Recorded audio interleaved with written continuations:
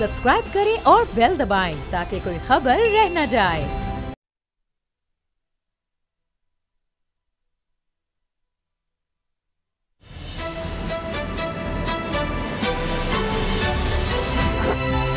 अब पता चला। बिस्मिल्लाहिर्रहमानिर्रहीम, अस्सलाम वालेकुम। मैं हूं मोहम्मद उसामा गाजी और आप देख रहे हैं अब पता चला। खबर यह है कि तब्दीली के खिलाड़ी कप्तान को खरी खरी सुनाने लगे हैं। दलील इसकी गवर्नर पंजाब चौधरी सरवर की वो तकरीर है जिसमें इन्होंने IMF से भीख मांगने का नौहा कहा। शिकस्ता दिल के साथ ये शिकवा किया कि कर्ज के बदले IMF ने पाकिस्तान से सब कुछ लिखवा लिया। गवर्नर पंजाब ने इस बयान की हुकूमती खिलाड़ी जो मर्जी तौजीह करें, लेकिन सच्ची बात यही है कि पहले दिन से लेकर आज तक हुकूमत से मईशत की उलझी गुत्थी सुलझ नहीं पाई। बार बार वज़ीर खजाना बदले, 6 सेक्रेटरी खजाना बदले गए, लेकिन मर्ज बढ़ता गया जूं जूं दवा। अब मईशत की हालत यह है कि स्टॉक मार्केट पस्तियों से भी नीचे गिरी पड़ी है। एक दिन में खरबों रुपए डूब गए और यह सिलसिला भी रुका नहीं। डॉलर काबू नहीं आ रहा, तिजारती खसारा नई बुलंदियों पर पहुंच गया। पेट्रोल, बिजली, चीनी, घी, आटा, दालें सब कुछ महंगा हुआ, लेकिन हुकूमती खिलाड़ी झूठी तसल्लियों से काम चलाने के चक्कर चला रहे हैं, अदाद शुमार के चक्करों में उलझाना चाहते हैं। आज मुशीर खजाना शौकत तरीन ये शिकवा कर रहे थे कि हमारी नजर मईशत से जुड़ी अच्छी खबरों पर क्यों नहीं पड़ती। फरमाना यह था कि रेवेन्यू में 36% इजाफा हुआ। जवाब इसका यह है कि फिर महंगाई 1% भी कम क्यों नहीं हो सकी। IMF से कर्ज का मर्ज आपने गले लगाया, सऊदी अरब के डॉलर डिपॉजिट का टोटका करके भी देख लिया, फिर क्यों चीजें हुकूमत के काबू में नहीं आ रही, मईशत की सांसें क्यों उखड़ती जा रही हैं। ये तरीके इंसाफ ही थी जो माजी में हुकूमतों को मिनी बजट पर आड़े हाथों लिया करती थी और अब धड़ल्ले से मिनी बजट के हक में दलीलें पेश कर रही है। क्या ये तब्दीली लेकर आए हैं कप्तान? सवाल यह भी है कि 600 अरब के इस मिनी बजट से क्या महंगाई का तूफान नहीं उठेगा? इस तूफान से गरीब कैसे बचेगा? रिलीफ का ख्वाब कैसे पूरा होगा? आज इसी से आगाज़ करेंगे। बाबा डोगर साहब, गुलाम मुर्तज़ा साहब मेरे साथ हैं। बाबा डोगर साहब, आ गया वो शाहकार जिसका इंतज़ार था। अब ये 600 अरब रुपया जिसके बारे में वो कह रहे हैं कि आम आदमी पर इसका कोई असर नहीं पड़ेगा। मिसाल के तौर पर रियल एस्टेट पर हमने टैक्स बढ़ा दिया है, हमने जो गाड़ियाँ हैं इलेक्ट्रिक गाड़ियाँ उन पर हम ड्यूटी जो है उसको बढ़ा रहे हैं, दीगर इक़दाम इस तरह के कर रहे हैं, अपना डेवलपमेंट बजट हुकूमत कम कर रही है, इसलिए गरीब आदमी को हम कुछ नहीं कह रहे। अच्छा उसामा साहब, आम आदमी की डेफिनेशन क्या है? पहले तो ये बताएं कि किसको ये आम आदमी कहते हैं, जिसके नाम पे ना कोई प्लॉट हो, ना कोई ज़मीन हो, ना हो उसकी कोई नौकरी करता हो, मगर कोई ऐसा बंदा जिसको किसी भी ज़िंदगी की चीज़ की ज़रूरत ना हो, वो आम आदमी है। जो इन्होंने बनाई हुई है, ये सराय बनाई है, वहाँ पर जाके रात को रोटी खाए, वहाँ पर सो जाए, अगले दिन उठे, फिर वहाँ पर सारे दिन बैठा रहे, दोपहर की रोटी खाए, रात की रोटी खाए, और वहाँ पर ये आम आदमी है। ये कह रहे हैं कि रियल एस्टेट पर जो टैक्स बढ़ाया गया, जो 90% टैक्स बढ़ाया गया है, उसका आम आदमी की ज़िंदगी पर कोई असर नहीं पड़ेगा।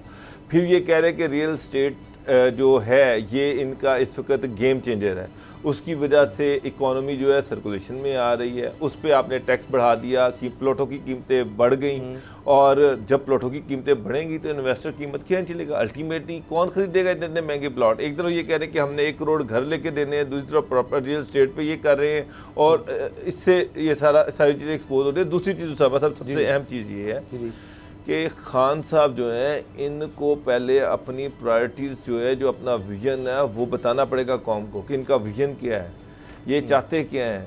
ये मैक्रो इकोनॉमी जो है इसको ठीक करना चाहते हैं, माइक्रो इकोनॉमी को ठीक करना चाहते हैं, क्या करना चाहते हैं, किस तरह से ये इकोनॉमी का पहिया चलाना चाहते हैं। ये जो लोग इनके इर्द गिर्द इकट्ठे हुए हैं, ये इनके बस की बात नहीं है। शौकत तरीन साहब आज से 6 महीने पहले ये कह रहे थे कि जनाब कोई नया जो है वो नया बजट नहीं आएगा, कोई मिनी बजट नहीं आएगा, कोई नया टैक्स नहीं लगेगा। उस वक्त तो ये छलांगे लगा रहे थे कि हमने टैक्स फ्री बजट दे दिया जी। शौकत तरीन साहब ने 6 महीने पहले ये ऑन रिकॉर्ड कहा था कि हम IMF की शराइत पे कर्जा नहीं लेंगे। जी आप देख लें, अब वही शौकत तरीन साहब जो है वो IMF की शराइत पे कर्जा भी ले रहे हैं। बात अभी आपने की थी, रेवेन्यू में इतना इजाफा हो गया जी। उसामा साहब, ये जो फिगर्स है ना, ये सारे फ्रॉड हैं, ये सारे झूठे हैं कि जनाब FBI ने इतने टारगेट अचीव कर लिए, जनाब अब ये जो है हमारी जो दरामदात हैं, टेक्सटाइल सेक्टर ने इतने अरब डॉलर की कर ली, राइस ने इतने अरब डॉलर की कर ली।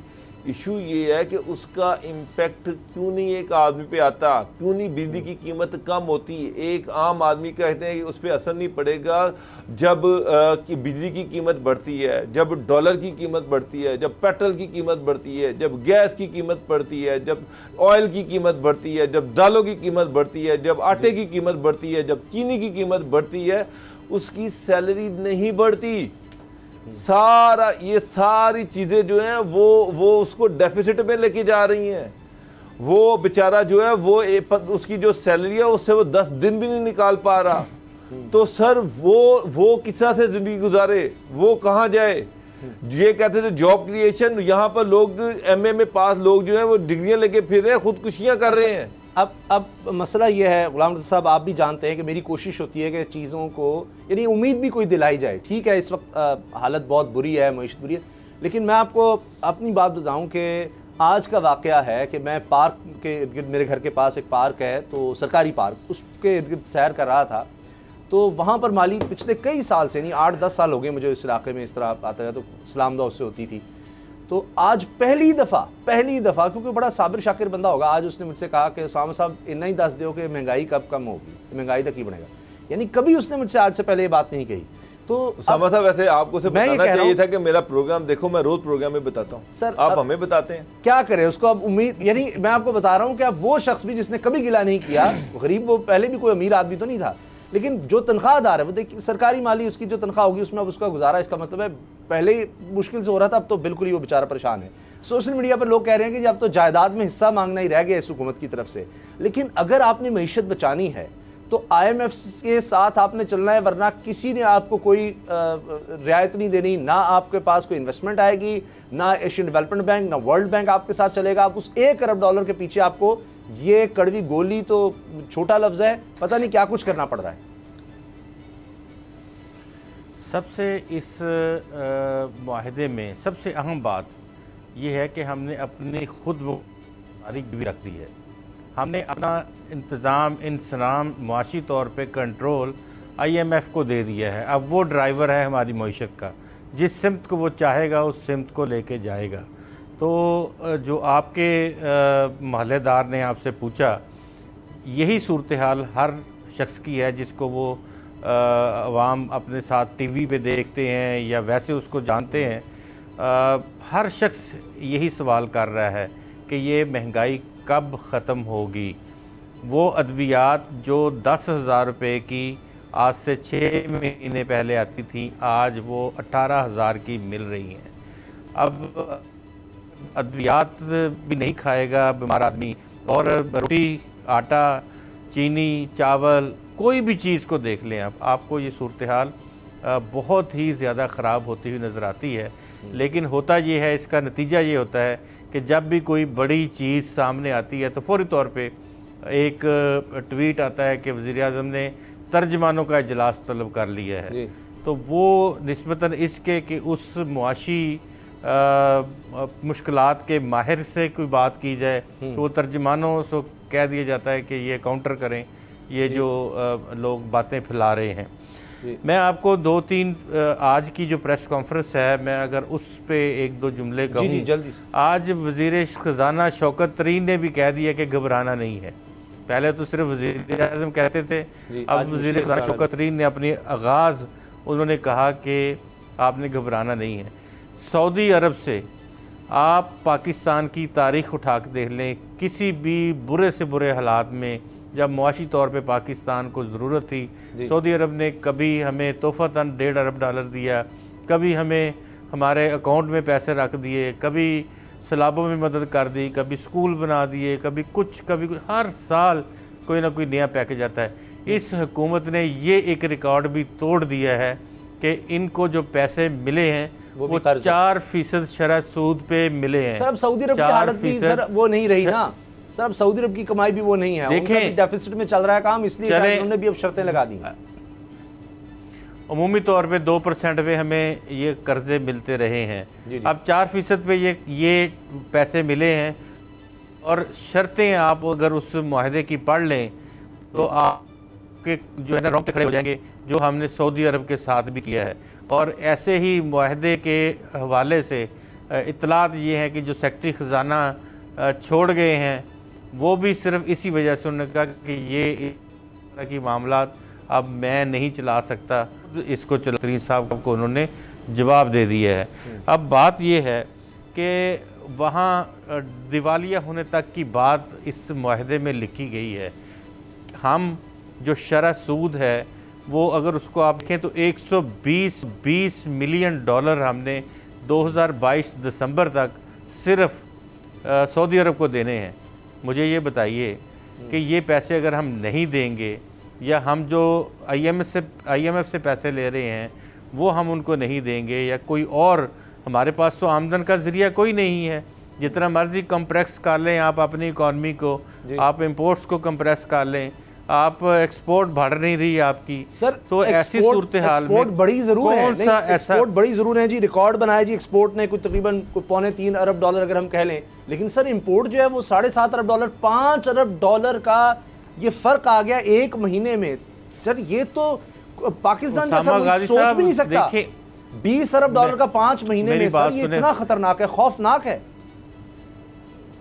उसामा गाजी साहब, ये आप एक और बात देखें ना, ये जो एक्सपोर्ट्स बढ़ने की बात है, जब डॉलर आपका था तकरीबन कोई 120-130 रुपए के ऊपर, 140 रुपए के ऊपर, उस वक्त की एक्सपोर्ट्स और अब की गई एक्सपोर्ट्स में फ़र्क तो आएगा, जाहिर है कि ये तो डॉलर पैरिटी की वजह से फ़र्क नज़र आ रहा है। आप कह रहे हैं ये ग्रोथ है, ये ग्रोथ थोड़ी है, ये ग्रोथ तो नहीं है। आपने $1 की चीज़ बेची तो डॉलर पैरिटी की वजह से आपको फिगर्स 173-75 रुपए मिल रहे हैं, लेकिन सर उस लिहाज से कुछ ना कुछ तो क्वांटिटी भी बेहतर हुई है, चीज़ें भी बेहतर हुई, तभी तो सर डॉलर की बात में भी तो ज़्यादा हुआ है ना।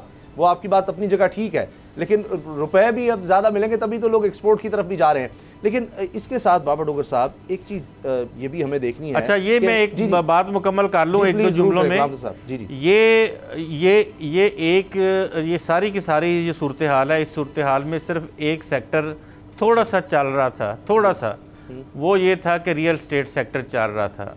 रियल स्टेट सेक्टर के ऊपर आपने ये जो जुल्म किया है वो आपने ऐसी आसमानी कीमतें मुकर्रर कर दी हैं रियल स्टेट सेक्टर में तमाम शहरों की, और उन की वजह से जो छोटा मोटे कोई मकान बना के बेच रहे थे, कोई फ्लैट्स बना के बेच रहे थे, या इस सेक्टर के कुछ जो कंपोनेंट्स हैं, साथ आपको पता लाइट इंडस्ट्री चल रही थी, तो वो भी आप देख लीजिएगा विदिन 2-3 मंथ्स आपको इसके असरात नजर आएंगे। आपकी बात सही होगी, लगी हुई लेबर भी, उससे लगी हुई लेबर भी फारग हो जाएगी। कहा जाता है कि इमरान खान साहब जो हैं वो पहले एक काम करते, मतलब इससे बेहतर तो हफीज शेख साहब थे। अब हुआ यह कि जी रियल एस्टेट में आपने बेनिफिट्स दिए, सारा काला धन सारा उस तरफ चला गया। अब लोगों के पास इनका पैसा जो प्लॉट ले लेके रखते हैं, अब उनसे तो टैक्स लेंगे तो फिर गरीब पर, ये मुल्क भी तो चलाना है। अब बाबा डॉक्टर साहब इमरान खान से कहते रहे कि जी हम तो ये हम सोच भी नहीं सकते, ये मुल्क डिफ़ॉल्ट खुदा न खास्ता कर जाए अगर हम ये कर्ज़ों की तरफ नहीं जाते, मजबूरन हमें ये काम करना पड़ता है सऊदी अरब से जाकर। कोई अच्छा तो नहीं लगता, इमरान खान के अल्फाज हैं, कोई अच्छा नहीं लगता जाकर हम हाथ फैला रहे हों अपने दोस्त मालिक के सामने, या IMF के आगे गिड़गिड़ा रहे हों, उनकी सख्त शराइत हम मान रहे हों कि जी आपने बिजली बढ़ानी है, क्योंकि वो कह रहा है आप कर्ज वापस करेंगे, कैसे करेंगे, आप बिजली महंगी बना रहे हैं, आगे आप सस्ती दे नहीं सकते, आप पैसा इकट्ठा करें, आप टैक्स इकट्ठा करें, आप अपनी इंपोर्ट्स कम करें। तो वो करने के लिए ज़ाहिर है इंपोर्ट पर आप टैक्स लगाएंगे, महंगाई बढ़ेगी। तो अब आपने मुल्क भी तो चलाना है, वरना क्या करें, डिफ़ॉल्ट कर जाए खुदा न खास्ता है, मुल्क बिल्कुल ही बैठ जाए तो क्या करेगा फिर बंदा यहाँ पर। उसामा साहब, महंगाई कहीं से कहीं चली जाए। उसामा साहब, गवर्नमेंट को अपनी प्रायोरिटीज़ को सेट करना पड़ेगा। गवर्नमेंट को ये जितने डॉक्टर्स हैं ना, इन सब से जान छुड़ानी पड़ेगी। सर छुड़ा ली है जहांगीर सर, छठा सेक्रेटरी खजाना बदल दिया। जी, ये मैं इन डॉक्टर्स की बात नहीं कर रहा, ये जो स्पेशलाइज्ड डॉक्टर्स हैं ना, ये सारे, ये इन सब से जान छुड़ानी पड़ेगी। ये जितने भी इमरान खान साहब के इर्द गिर्द मशीर बैठे हुए हैं, ये घिसे पिटे हैं, इनके पास पुराने स्क्रिप्ट हैं। आज तक तारीख में आप देख लें कि इन्होंने पाकिस्तान की इकोनॉमी चलाने में नाकाम रहे हैं। चाहे नून लीग के दौर में भी यही लोग सीवी पकड़ के आ जाते थे, फिर पार्टी के दौर में भी, डिक्टेटर के दौर में यही लोग होते हैं, और आज तक इकोनॉमी इनसे नहीं चली, इकोनॉमी इनसे नहीं संभली। सर आपको बाहर से नया आदमी आया था, लोग लाने पड़ेंगे, टैक्स कलेक्शन किस तरह से बेहतर करनी है, इसके लिए आपको बेहतर लोग लाने पड़ेंगे जो आउट ऑफ द बॉक्स इनको सोच के दें। सर इमरान खान साहब ये पुरानी FBR की कारकर्दगी से खुश हैं, कह रहे हैं रिकॉर्ड हमने जितना IMF से कहा था वो हमने 300 अरब से भी ज्यादा इकट्ठा कर लिया है हमने। ये 4-5 महीनों में वही तो जो फिर आईएम की डिक्टेशन क्यों ले रहे हैं? अगर इतना पैसा इकट्ठा हो रहा है तो फिर आईएम के जाके घुटनों में क्यों पड़े हुए हैं? उनके बूट क्यों पॉलिश कर रहे हैं? फिर जनाब इंडिपेंडेंटली फैसले करें। क्यों ये मिनी बजट दे रहे हैं? क्यों ये जो टैक्स जो थी वापस लिए जा रहे हैं? फिर फैसले करें, आगे आए। फिर क्यों रो रहे हैं ये? अगर इतना ही इनको एफबीआई से इतना टैक्स कलेक्शन हो रहा है, उसामा साहब ये नहीं है, इनके पास विजन नहीं है, इनके पास कोई पॉलिसी नहीं है, बस नारे हैं। शौकत तरीन साहब जब आए थे उन्होंने बड़े बड़े नारे लगाए, अब वो अपने इशू अपने मामला सीधे कर रहे हैं। रजाक दाऊद साहब अपने मामला सीधे कर रहे हैं। जितने भी बड़े बड़े मशीर बैठे हुए हैं, कार्टेल बैठे हुए हैं, वो कार्टेल्स की प्रोटेक्शन कर रहे हैं। कोई चीनी माफिया है, कोई पेट्रोल माफिया है, कोई गंदम माफिया है। ये सारे माफिया जो है वहाँ पर बैठे हुए हैं। गवर्नमेंट की बेहतरी कोई नहीं कर रहा। खान साहब को मल्टीमीडिया ब्रीफिंग दी जा रही है, प्रेजेंटेशन बड़ी अच्छी दी जा रही है और उनको कोई और दुनिया दिखाई जा रही है। असल दुनिया जो है वहाँ पर अभी आप कह रहे हैं कि तरक्याती बजट को थोड़ा कर देंगे, तरक्या और आम आदमी की जिंदगी में कोई फर्क नहीं पड़ेगा। तरक्याती बजट क्या है? हॉस्पिटल, अद्वियात, स्कूल, सड़कें, पुल, गली, नाली, यही है ना डेवलपमेंट का फंड। इसका मतलब ये है कि अब सड़कें भी टूटेंगी तो नहीं बनेंगी, हॉस्पिटल में अद्वियात नहीं आएंगी, स्कूलों में मिसिंग फैसिलिटीज नहीं होंगी। यही तरक्याती फंड है। और फिर आप ये कह रहे बड़ी डिटाई के साथ कि आम आदमी की जिंदगी में फर्क नहीं पड़ेगा। लोगों के बच्चों ने स्कूलों में पढ़ना है, लोग वहाँ पर टॉयलेट नहीं होगी, वहाँ पर पढ़ाई का कोई एनवायरनमेंट नहीं होगा। सियासतदानों की बात कर लेते हैं। अब जो सियासतदानों ने हलचल मचाई हुई, गुलाम नबी साहब, ये अलाइनमेंट्स जिस तरह आप बात करते रहे हैं, बाबर साहब की इलेक्शन से पहले अलाइनमेंट्स होंगी, वो बड़ी तेज़ी से हो रही हैं। लेकिन चलें, ये ठीक है जी, मुस्तफ़ा कमाल साहब का फ़ारूक सत्तार से रब्ता होना, या हम देख रहे हैं तहरीक लब्बाइक की मुलाकातें हो रही हैं नून लीग से भी, तहरीक इंसाफ से भी, हत्ता कि पीपल्स पार्टी का वफ़द भी मिला है। लेकिन जो कुछ गवर्नर पंजाब साहब ने फरमा दिया लंदन में, ये एक अजीब कहानी है। वो कह रहे हैं जी सब कुछ IMF को हमने लिख कर दे दिया है। ये कुछ दिनों से नाराज़ क्यों हो गए अचानक गवर्नर साहब? गवर्नर साहब नाराज़ तो आप जानते हैं कि जब उनको साइडलाइन किया गया था, कॉर्नर किया गया, उनको वज़ीर आला बनाने के लिए वो पहले लाया गया था और उनसे ये भी कहा गया था कि उन्हें हम वज़ारत दाखिला देंगे या हम आपको जो है वज़ीर आला पंजाब बना देंगे। लेकिन वो पार्टी के अंदर ऐसी रिफ्ट शुरू हुई कि उन्हें आखिरकार गवर्नर बनाना पड़ा और गवर्नर बना के उन्होंने कहा कि आप बस बैठ जाएँ गवर्नर हाउस में और नमाज़ें पढ़ें, तस्बीह करें और स्कूलों कॉलेजों के फीते काटें। उन्होंने कहा मैं तो बरतानिया से ये करने के लिए तो नहीं आया था। तो अभी वो गए थे अपने बाई जो उनका हलका है ग्लासगो। वैसे तो उनके 2 बाई हलके हैं, एक तो रोजाना टोबा टेक्सिंग उनका हलका है और दूसरा ग्लासगो से भी वो MP रहे हैं। तो वहाँ जाके उन्होंने ये बात की है, लेकिन पता नहीं फिर कोई दोबारा कोई प्रेशर हुआ या क्या हुआ, उसके बाद उन्होंने वो बात वापस ले ली है। उसके बाद उन्होंने ये भी कह दिया है कि मुझे कॉर्नर नहीं किया गया था और मैंने IMF के हवाले से ये बातें किसी और कॉन्टेक्स्ट में की थी। लेकिन बात तो वो है कि तीर मुंह से निकल गया, ज़बान से बात निकल गई तो वो हो गई। अब जहांगीर तरीन साहब के हवाले से भी लीग में भी गवर्नर बनते हैं तो तब भी बेचारों के साथ यही सुलूक होता है। अब वो जब आए तो 3 साल तो चलें ठीक थे, अब ये अचानक आकर ज़्यादा नाराज़ हो गए हैं। बाबर साहब इस पर आप कहना चाह रहे हैं? फिर दोबारा मेरी गवर्नर साहब से 3 महीने पहले एक मीटिंग हुई थी और कोई आधा पौने घंटे की मीटिंग हुई। उसमें भी उन्होंने बड़े गिले शिकवे किए। उनका ये ख्याल था कि खान साहब के गिर्द एक मखसूस टोला बैठा हुआ है जो उनको असल हकीकत नहीं बता रहा। अगर उनके पास जाएं और खान साहब से कहें कि खान साहब महंगाई बढ़ गई है, आम आदमी की ज़िंदगी चीरन हो रही है और करप्शन जो है वो बढ़ रही है, पंजाब में ब्यूरोक्रेसी जो है सरेआम करप्शन कर रही है, तो खान साहब बुरा मनाते हैं और वो ये चाहते हैं कि उनको सब अच्छा की रिपोर्ट दी जाए। उन्होंने मुझे बताया कि जी मेरी आदत है, मैं उनको बताता हूँ कि जनाब ये अफसर जो हैं ये करप्शन कर रहे हैं, ये जो महकमे बर्बाद हो रहे हैं, कोई आम जो लोग हैं वो रुल गए हैं। मुझे उन्होंने डिटेल से कहा कि मैंने खान साहब को एक एक चीज़ बताता रहा, अल्टीमेटली उसका रिजल्ट ये निकला। उन्होंने कहा ये PTI के अंदर से बहुत सारे लोगों ने मुझे रोका। इन्होंने मुझे बताया कि ना मुझे KPK के गवर्नर ने ख़ास तौर पर मुझे बुलाया, उसे कहा खुदा का नाम है ये जो ख़ास मखसूस टोला है वो तुम्हारे खिलाफ हो रहा है और तुम्हें इमरान खान से दूर कर रहा है। अब खान साहब को उनकी बातें नागवार गुजरती थी। वो अच्छी बातें सुनना चाहते हैं कि अवाम खुश है, अवाम जो है वो खान साहब को दुआएं दे रही है और अवाम जो है यहाँ पर पैसे की फरावानी है लोगों के पास, गुर्बत नाम की चीज़ ही नहीं है। तो ये इस तरह की वो बातें सुनना चाहते हैं। इससे हुआ ये कि एक टाइम ऐसा आया कि ये फैसला कर लिया गया कि गवर्नर साहब को हटा दिया जाएगा। अच्छा। और गवर्नर साहब से ये कहा गया कि जनाब आप रिज़ाइन कर दें। उस पर उन्होंने कहा जी मैं रिज़ाइन तो नहीं करूँगा, आपने मुझे निकालना है तो निकाल लें, मैं इस तरह से रिज़ाइन नहीं करूँगा। अच्छा। फिर खान साहब को मशवरा दिया गया कि अगर इसको निकाल दिया तो अभी तो गवर्नमेंट के अभी तो दिन है, और ये बाहर निकाल दिया तो ये बाहर बोलता रहे, गवर्नमेंट के खिलाफ बातें करेगा, तो बेहतर है कि गवर्नर इख्तियार है कोई नहीं है तो अच्छा, इसको लेकिन उन्होंने सिर्फ यही जुमले नहीं कि इससे पहले उन्होंने कहा जी हम इदारे बेहतर नहीं कर सके, हम लोगों को इंसाफ नहीं ला सके, हम निज़ाम बेहतर नहीं कर सके और हम शख्सियात के पीछे भाग रहे हैं। लेकिन चलें, इस पर हमने काफ़ी बात की गवर्नर साहब पर। कुछ और जो बातें हो रही हैं, शहबाज शरीफ साहब एक्टिव नज़र आ रहे हैं, गुलाम नबी साहब, मुस्तफ़ा कमाल साहब को फ़ोन, फारूक सत्तार साहब से मुलाकात, ये अब इनका कराची का रुख हो रहा है, सिंध का रुख हो रहा है, या ये पीपल्स पार्टी से नाराज़गी भी कुछ निकाल रहे हैं? पीपल्स पार्टी से नाराज़गी तो नहीं है ना, वो उस हद तक जाएंगे पीपल्स पार्टी से नाराज़गी में, लेकिन सिंध में वो पाकिस्तान मुस्लिम लीग नवाज़ जो है वो अलाइंस कर रही है। मोहतरमा मरीम नवाज़ साहबा 15 दिन के लिए खामोश हैं, तो इस दौरान जो टास्क शहबाज शरीफ साहब को मिले हैं अपने भाईजान के हवाले से भी उनके और पॉलिटिकल भी, तो वो उनके ऊपर पूरा उतरने की कोशिश कर रहे हैं। अच्छा, आपने मरीम साहबा का जिक्र किया, मरीम साहबा खामोश हो गई हैं या उनको करवाया गया है खामोश?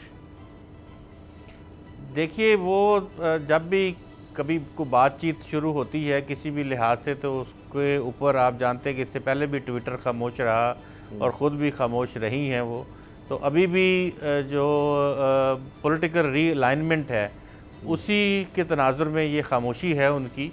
और इस दौरान में अगर मियाँ शहबाज शरीफ जो मुख्तलिफ मुलाकातें भी कर रहे हैं और इस्लामाबाद में भी मुलाकात करके गए हैं, पिंडी भी मुलाकात की उन्होंने और लाहौर में भी मुलाकातें हो रही हैं उनकी, तो वो अब पूरी तरह से एक्टिव जो पार्ट है जब शहबाज शरीफ साहब कुछ मामलात बनाते हैं तो या उनकी एक्सपेक्टेशन पूरी नहीं होती या मियाँ साहब की, तो फिर मरीम साहबा सब कुछ एकदम गिरा देती हैं। जिस तरह नवाज शरीफ साहब मुल्क से चले तो गए, लेकिन उसके बाद फिर खराबी हो गई, तो इस दफ़ा फिर ना हो कि शहबाज शरीफ साहब कुछ चीज़ें बना रहे हैं, इकट्ठी कर रहे हैं, वो ऐसे कुछ दिखा रहे होते हैं कि कुछ बन रहा है। जिस तरह उनके बेटे ने एक दफ़ा ट्वीट कर दिया था, एक गेम चेंजर, सलमान शहबाज साहब ने जो बाहर बैठे हुए हैं, तो उसके बाद वो मरीम साहबा बस अचानक से चचा के नीचे से ज़मीन खींच लेती हैं।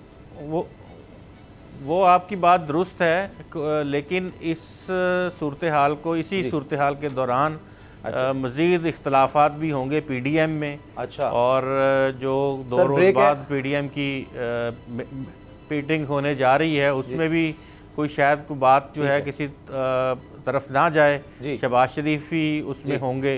मरीम तो जाहिर है कि वो पॉलिटिक्स में हिस्सा इन दिनों में नहीं ले रही हैं। ये चचा भतीजे वाला मामला जो है ये चलता ही रहेगा। मुझे ब्रेक ले लेनी है, ब्रेक के बाद बात करेंगे बल्दियाती इंतखाबात की जोड़ तोड़ है, कहीं काफ लीग रूठती है, कहीं मान जाती है, और कुछ तब्दीलियाँ ऐसी की गई हैं कि शायद तहरीक इंसाफ और काफ लीग मिलकर इलेक्शन लड़ें तो कुछ बेहतरी नजर आए। ब्रेक के बाद बात होती है।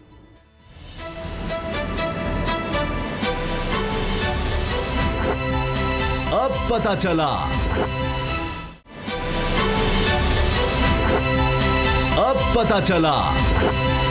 आखिरकार जनाब वो काफ लीग भी मान गई। मुझे इसी तरह लगता है कि जैसे एक दौर में पीपल्स पार्टी और MQM के दरमियान हुआ करता था, ये रूठने मनाने का सिलसिला जारी रहता था।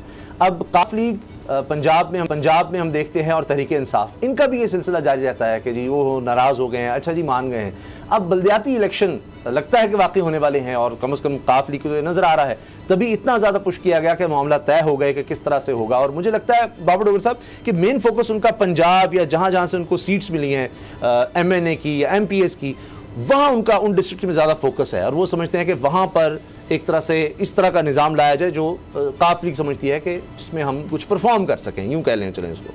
तो इस वजह से वो चाह रहे थे कि कुछ तब्दीलियाँ की जाएँ और ये फिर जमाती बुनियादों पर होना। आप समझते हैं कि अच्छा है जमाती बुनियादों पर होना इलेक्शंस? तो समा साहब अभी आप बात कर रहे थे कि पॉलिटिकल अलाइनमेंट्स बड़ी तेज़ी से आगे चल रही हैं, बड़ी तेज़ी से डेवलपमेंट्स हो रही हैं। शहबाज शरीफ जो हैं वो PSP से बात कर रहे हैं, उसके बाद फारूक सत्तार साहब से उन्होंने बात की, हमजा शहबाज जो हैं वो PMLQ से बातचीत कर रहे हैं और बहुत बड़ी तेज़ी और हर कोई TLP से बात कर रहा है। ये लोकल गवर्नमेंट के लिए नहीं हो रही सारी चीज़ें। अच्छा, ये जो तैयारियां हैं ये सारी तैयारियां हो रही हैं आने वाले इलेक्शंस के लिए। कुछ चीज़ें बड़ी क्लियरली नज़र आ रही हैं। जिस तरह से इकोनॉमी डिटीरिएट हो रही है, गवर्नमेंट से इकोनॉमी संभल नहीं रही। गवर्नमेंट जो है अब वो बिल पास करवाने के लिए जा रही है। बिल पास होने के बाद गवर्नमेंट जितना मर्जी कहते थे कि जिसका कोई इम्पैक्ट नहीं आएगा, अल्टीमेटली उसका इम्पैक्ट आम आदमी पे ही आना है।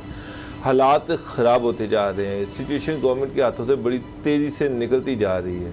मुझे नहीं लगता कि अगले 4-5 महीने में ये गवर्नमेंट इस तरह से सर्वाइव कर पाएगी अगर हालात यही रहते। सर ये मुशीर ख़जाना का भी ये मेरा ख्याल अंदाज़ा है, इमरान खान साहब को इस चीज़ का पता होगा कि ऐसे नहीं हुकूमत चल सकती। तभी तो वो कह रहे हैं कि आपने घबराना नहीं है, सिर्फ ये दिसंबर गुजर लेने दें, जनवरी फरवरी में बेहतर हो जाएगा। उसामा साहब 2018 में खान साहब कह रहे थे कि 18 का साल मुश्किल है, 19 में हालात ठीक हो जाए। सर उसके बाद वबा आ गई, फिर उन्होंने 19 में उन्होंने कहा कोरोना आ गया ना सर। उन्होंने 19 में कहा कि जनाब जो इकोनॉमी है वो पटरी पे चढ़ गई है, मुश्किल हालात खत्म हो गए हैं, अब मामला ठीक हो जाएंगे। सर वो कोरोना 20 में भी उन्होंने इसी तरह की स्टेटमेंट्स दी कि जनाब मुश्किल हालात गुजर गए हैं, कोरोना के का जो हमने मुकाबला कर लिया, अब हालात ठीक हो जाएंगे। उसामा साहब ये हालात ठीक होते संभलते नज़र नहीं आ रहे।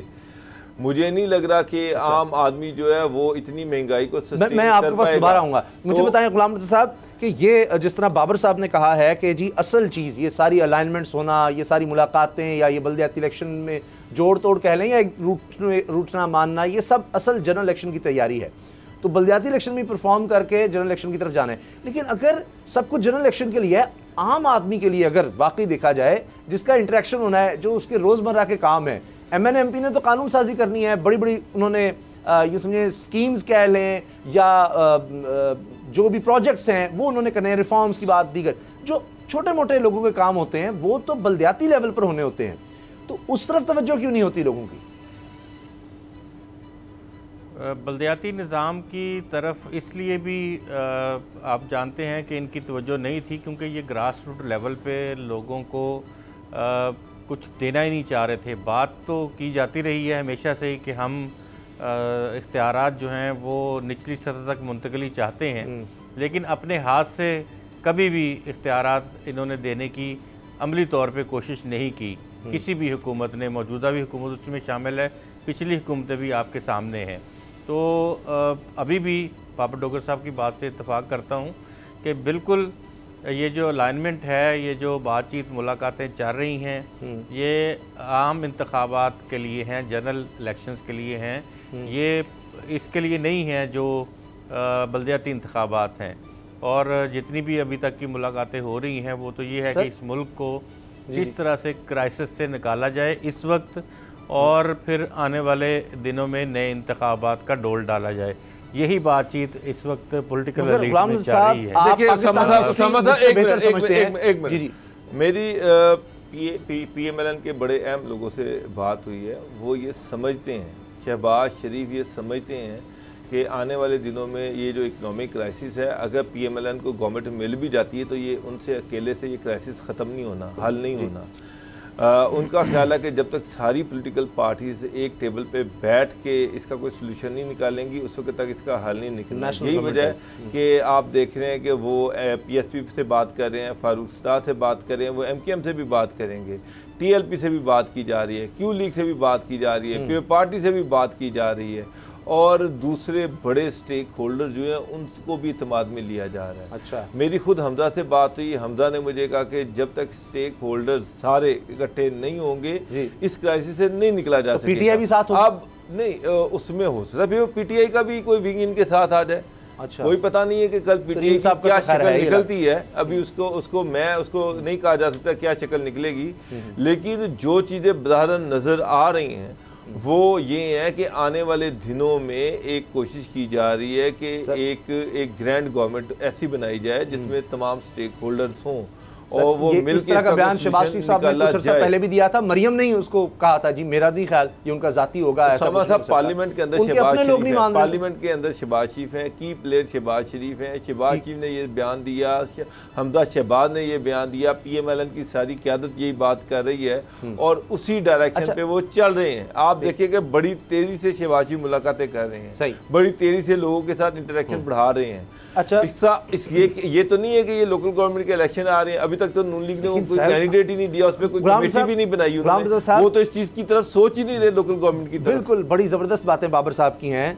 आप दोनों तारीख को मुझसे बेहतर समझते हैं। सियासत की अगर हम बात करते हैं तो बल्दियाती इलेक्शन ही तो वो सीढ़ी है कि जिस तरह से आपने जनरल इलेक्शन आगे जाने, अभी माजी को पीछे बहुत ज़्यादा नहीं जाते, खैबर पख्तूनख्वा में बल्दियाती इलेक्शन में आपको ज़्यादा रोल नज़र आएगा। तहरीक इंसाफ का नेशनल गवर्नमेंट भी उनको मिलती है, या प्रोविंशियल गवर्नमेंट चले वहाँ पर उनको मिल गई। इसी तरह से पंजाब में देखें, ज़ाहिर है नून लीग को आसानी से तो नहीं पीछे कर सके क्योंकि ज़्यादातर सीटें बल्दियाती भी उनके पास थी, अगरचे ताकत बिल्कुल नहीं थी, कोई इख्तियारात नहीं, कोई फंड्स नहीं, उसके बावजूद सिंध में आप देख लें जहाँ जहाँ पीपल्स पार्टी का नज़र आएगा आपको होल्ड बल्दियाती इलेक्शन में, वहीं आपको नेशनल लेवल पर या प्रोविंशियल लेवल पर नज़र आएगा, MQM का नज़र आएगा।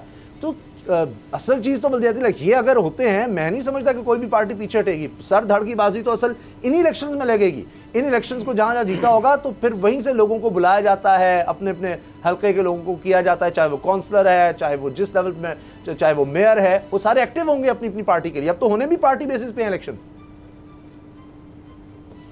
देखिए, जितने भी आप हिस्ट्री आप बात कर रहे हैं, सारे आप दौर उठा के देख लें, जितने भी हैं, इन सब अदवार में आपको जब जब पाकिस्तान में आमरीत रही है और जब जब पाकिस्तान में कोई इस तरह का इंतज़ाम चला है जिसको हम ये कह सकते हैं किंग्स पार्टी के तहत जो निज़ाम चला है, उस वक्त यहाँ पे बल्दियाती इंतखाबात भी हुए हैं और बल्दियाती लोगों के पास कुछ ना कुछ रहा है, अच्छा इख्तियार भी रहा है। लेकिन जब भी आप देखेंगे कि ये पार्टियां जो पहले से इख्तियार में बारियां लगी हुई थी, पाकिस्तान पीपल्स पार्टी, पाकिस्तान मुस्लिम लीग नवाज़ की, तो इनके अदवार में कभी भी इस तरह से बल्दियाती इंतखाबात ना हुए हैं, ना उनके पास कभी अगर हुए हैं या पहले से मौजूद थी असम्बली के साथ लोकल बॉडीज़, तो उनको इख्तियारात नहीं मिले हैं। तो मौजूदा गवर्नमेंट के दौर में भी वही प्रैक्टिस तब्दीली वालों ने भी वही की जो इससे पहले सियासी पार्टियां करती आई हैं।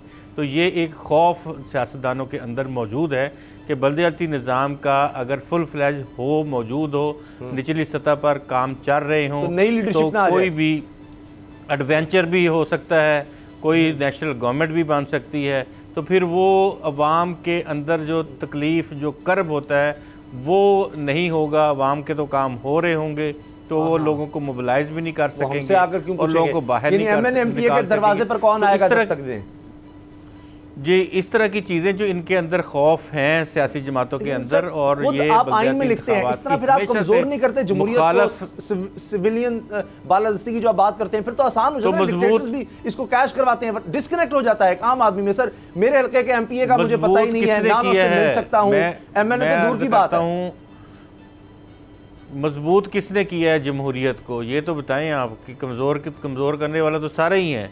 कोई एक किसी पार्टी का एक कदम बता दें जिसमें उन्होंने जमहूरियत को मजबूत किया हो। सर हमारे यहाँ तुर्की की बड़ी मिसालें दी जाती हैं, वहाँ पर तैयब उर्दवान सर बल्दियाती लेवल से आए, तो इनके लिए इस्तांबुल के मेयर से आगे आए। इसी तरह अहमदीनजाद बड़े मकबूल हुए ईरान में, वो भी इसी तरह से सर ग्रास रूट लेवल से उठते हैं, वो भी मेरा ख्याल है तेहरान के मेयर बने थे और तैयब उर्दवान इस्तांबुल के बने थे। जो वो लोग देखिए कहाँ से कहाँ पहुँच जाते हैं, यहाँ पता नहीं खौफ। मेयर जिस तरह से मेयर की आप बात कर रहे हैं, वहाँ फिर प्रेसिडेंशियल फॉर्म ऑफ गवर्नमेंट ही आता है, वहाँ कोई और फॉर्म ऑफ गवर्नमेंट नहीं होता। वहाँ के मेयर्स ही आगे आ जाते हैं, तो फिर वो वज़ीर आज़म या सदर या जो भी वहाँ का बड़ा ओहदा है वहाँ तक पहुँच जाते हैं। अच्छा। तो इनको जमहूरियत को ये नुकसान भी पहुँचाने के लिए नुकसान पहुँचाते ब्रेक से पहले मुझे बताएं, अभी काफ लीग और तहरीक इंसाफ मिलकर इलेक्शन लड़ेंगे, बेहतर परफॉर्म करेंगे। गुजरात में आप देखें ना, जो वो चाह रहे थे कि गुजरात और सियालकोट है, यहाँ भी मेट्रोपॉलिटन हो, वो बात मान ली। अभी आपने खबर बोली थी कि काफ लीग जो है वो रजामंद हो गई है। मुझे ये बताएं कि ये किसने कहा है कि काफ लीग रजामंद होगी इनके साथ? क्योंकि सर अब ये मुसव्वदा कहा जा रहा है, कोई एक चीज ये मेट्रोपॉलिटन बनाने पर काफ लीग के बड़े अहम काफ लीग के रहनुमा हैं, उनसे हमारी बात हुई थी। अच्छा। उन्होंने यही सवाल कहा कि आपकी सुना है तहरीक इंसाफ के साथ आपकी रजामंदी होगी तमाम चीज़ों के ऊपर। उसने कहा ये किसने कहा है कि रजामंदी हो गई है? अच्छा। तो अगर चौधरी परवेज़ लाई साहब कहते हैं, मुनस लाई साहब कहते हैं, या तारक बशीर चीमा साहब कहते हैं, या और किसी की तरफ से बात आती तब हम कह सकते हैं कि बिल्कुल ठीक, उनका इस मुसवदे के ऊपर इत्तेफाक हो गया। नाराज हैं, उम्मीदों पर तहरीक इंसाफ पूरा नहीं उतर रही, ना इवाम की उम्मीदों पर काफी हमेशा ये कहती है, लेकिन जब क्रूशल वक्त होता है, बजट का हो, कोई जॉइंट सेशन है, कोई कानून पास करवाना है, या बल्दियात इलेक्शन का भी आप देख लें, तो हमेशा वो फिर चाहते ना चाहते हुए जिस तरह भी मजबूरन आप कह लें या एंड पर आकर कोई बातचीत बन जाती है, तो वहाँ हर नाजुक मोड़ पर काफिली किसी न किसी ना साथ दे देती है। ब्रेक लेते हैं और ब्रेक के बाद बात करेंगे एक बड़ी गिरफ्तारी की। आगा सिराज दुरानी साहब, स्पीकर सिंध असेंबली, उनको गिरफ्तार कर लिया गया है।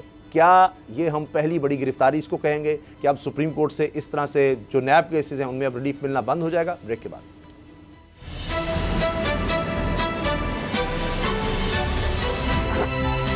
अब पता चला।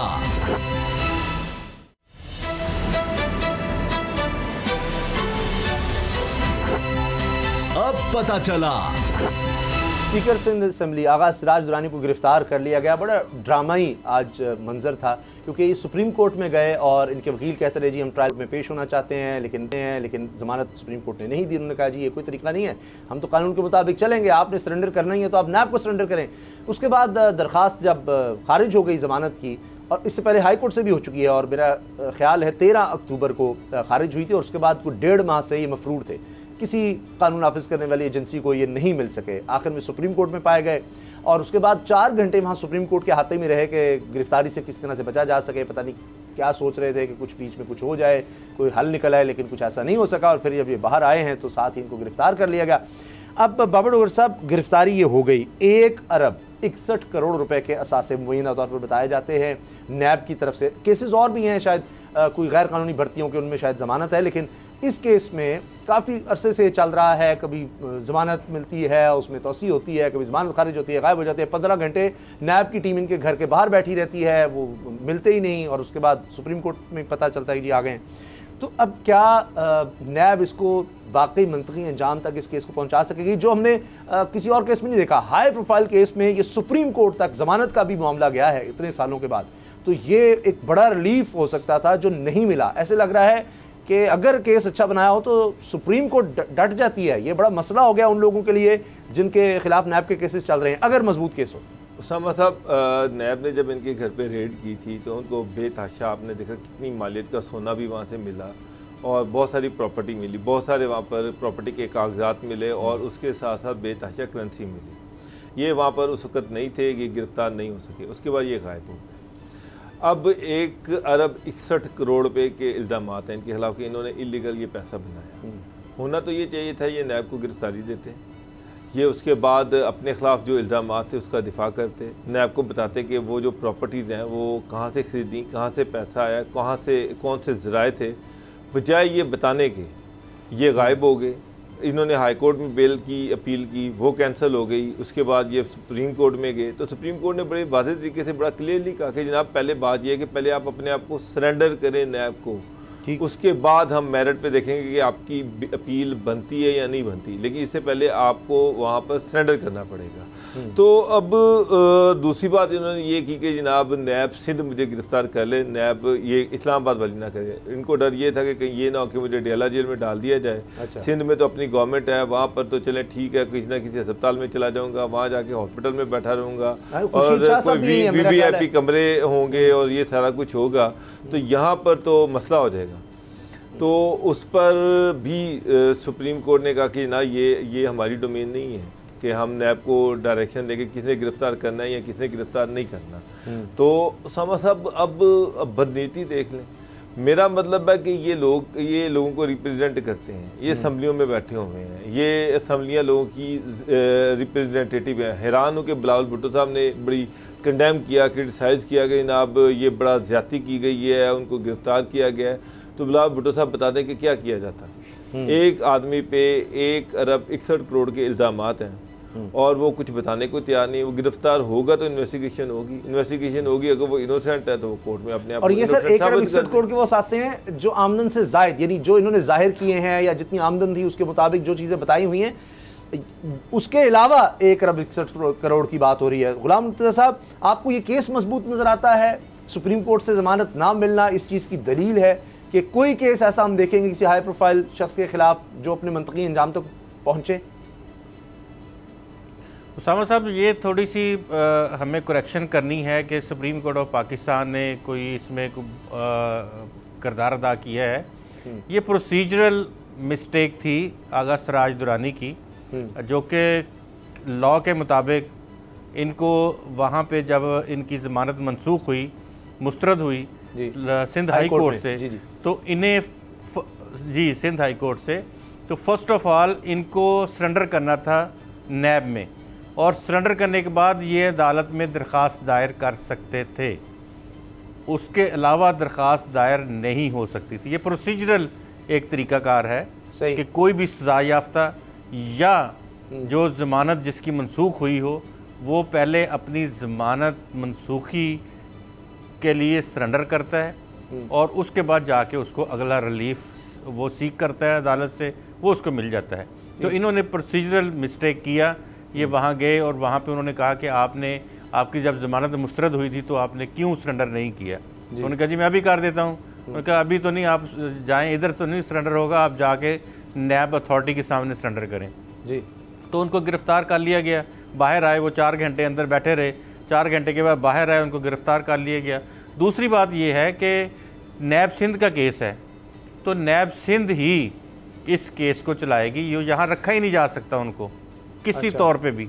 उसकी वजह ये है कि जिनका ये मुल्ज़म है उन्हीं के सुपुर्द किया जाएगा। सुबह इनको अदालत में पेश कर दिया जाएगा, वहाँ पे इनका जो है वो राहदारी रिमांड होगा। कल नैब कराची आ जाएगी, इनको लेके वो कराची रवाना हो जाएगी। ये तो होगी प्रोसीजरल चीज़ें। अब बात ये है कि इसी केस में सासे बनाने और जायदादें बनाने के केस में इससे पहले भी नैब इनके खिलाफ तहकीकात कर चुका है। नैब फेल हुआ इनके खिलाफ रेफरेंस दायर करने में। ये वही केस है। अब फिर उसी केस को बुनियाद बना के इनको फिर खींचा जा रहा है। सर इसमें तो कह रहे हैं कि चालान पहले दाखिल हो गया है जी, फर्द जुर्म भी आयद हो चुकी है। पहले अगर यही केस था, इसमें वो गिरफ्तार भी रहे, इसमें इन्वेस्टिगेशंस भी होती रही, सब कुछ होता रहा। सर सिंध हाई कोर्ट ने जमानत नहीं दी, इन्होंने नैब वाले नहीं दायर कर सकते। बिल्कुल ठीक। सिंध हाई कोर्ट ने अगर आप ये चाहते हैं ना, बड़े बड़े वकील भी हैं और आपने बिल्कुल सही कहा, प्रोसीजरल होगा। अब ये आ जाएंगे, यानी आप सरेंडर किया, आप दोबारा सुप्रीम कोर्ट में आ जाएंगे, वो तो फिर अदालत इस पर फैसला देखेगी। सुप्रीम कोर्ट में चले जाएंगे। सुप्रीम कोर्ट ने कहा भी है कि आप हमारे पास आएंगे, सुप्रीम कोर्ट ने ये कहा भी है कि आप हमारे पास आएंगे, हम आपकी दरखास्त जो है उसको एंटरटेन करेंगे। सर मैं उसको हम देख लेंगे। चलिए इसको इस तरह देखते हैं गुलाम साहब, वो ये बात मेरी हाई कोर्ट से हमजा साहब जमानत पर, मरियम साहिबा जमानत पर, शहबाज शरीफ साहब जमानत पर, यानी बड़े बड़े जो हैं उनको हाई कोर्ट से कोर्ट में सरेंडर किया ना सर, वो गिरफ्तार हुए सारे। गिरफ्तारी के बाद जो प्रोसीजर इनको सिंध हाई कोर्ट से नहीं मिली। सबने गिरफ्तारी आगा सिराज दुरानी साहब को सर सिंध हाई कोर्ट से नहीं मिली जमानत। सिंध हाई कोर्ट से इसलिए नहीं मिली ना कि उन्होंने लोअर कोर्ट के जो दरखास्त जमानत उनकी उधर से मुस्तरद हुई थी नैब कोर्ट से, उन्होंने सरेंडर नहीं किया। उन्होंने इस बेस के ऊपर उन्होंने सिंध हाई कोर्ट ने उनकी मुस्तरद कर दी और सुप्रीम कोर्ट ने उन्होंने सिंध हाई कोर्ट की बुनियाद पे मुस्तरद कर दी। अब ये तो कानूनी पहलू है गुलाम साहब, लेकिन मेरे लिए बड़ी दिलचस्प बात यह है कि इतने बड़े बड़े वकीला हैं इनके और खुद कानून बनाने वालों में शामिल हैं। स्पीकर साहब हैं, वहाँ कानून बनाते हैं। तो ये 1.5 महीना इसलिए गायब रहे, इनको नहीं पता था। सरेंडर करते तो फिर शायद दरखास्त। क्वेश्चन ये है हुजूर वाला क्वेश्चन ये है कि नैब ने जब पहले इस केस की तहकीकात कर चुका है, 2 साल इस केस को चला चुका है, तो कोई अगर इनके पास कोई ऐसी चीज़ें थी तो वो दे देता है इनको और अदालत में रेफरेंस दायर कर देता है इनके खिलाफ नैब कोर्ट में, और फिर देखते कि शवाहद की बिना पे ये ना छोड़ते। चलें सर देखते हैं, ये केस अभी तो चल रहा है, रेफरेंस दायर नहीं किया, ये तो नैब की नेग्लिजेंस है। ये फिर अभी इसी तरह इतनी बड़ी नेग्लिजेंस है, मैंने देखा है इससे छोटी छोटी नेग्लिजेंस पर रिलीफ मिल चुके हैं। वैसे अभी तक इस केस में नहीं उनको मिल सका। चलें ट्रायल कोर्ट में अब जाएंगे, देखते हैं इस केस में आगे क्या होता है। प्रोग्राम देखने का शुक्रिया, इजाजत दीजिए, अल्लाह हाफिज़।